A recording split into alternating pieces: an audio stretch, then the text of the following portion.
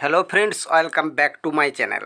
তো ছবিটা দেখে তোমরা বুঝতে পারছ একটা দৈত্য তথা পিশাচ আর একজন চোর এক ব্রাহ্মণের ঘরে চুরি করতে গিয়েছিল। তো মাঝপথে দুজনে খুব গণ্ডগোল।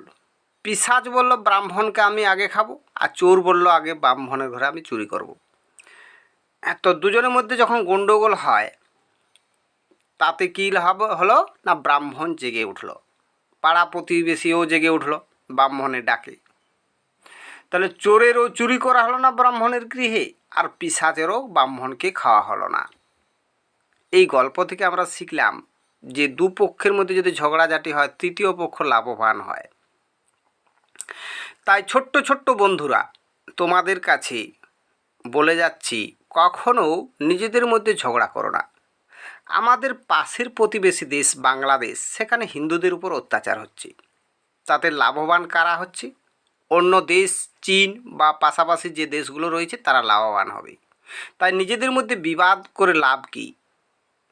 স্বাধীনতা যুদ্ধের সময় বাংলাদেশে যেমন মুসলমানরা প্রাণ দিয়েছিল, হিন্দুরাও দিয়েছিল, কেউ তো আর কম যায় না দেশের জন্য। তাই নিজেদের মধ্যে ঝগড়াঝাটি বন্ধ করে শান্তির বার্তা ফিরিয়ে আনা উচিত।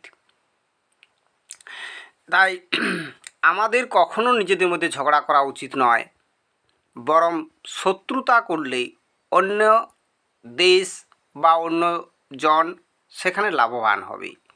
তাই নিজেদের মধ্যে ঝগড়াঝাটি করব না, এটাই আমাদের শপথ নেওয়া উচিত।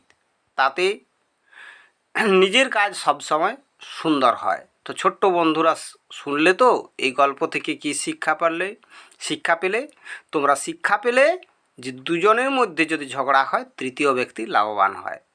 তো এই গল্পগুলো মনে রেখে তোমাদের জীবনে পথ চলা উচিত, তাতে অনেক সুবিধা হবে। আর ততক্ষণ তোমরা সুস্থ থাকো, ভালো থাকো।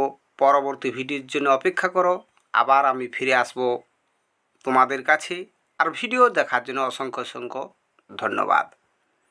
ভালো থাকো, সুখে থাকো তোমরা।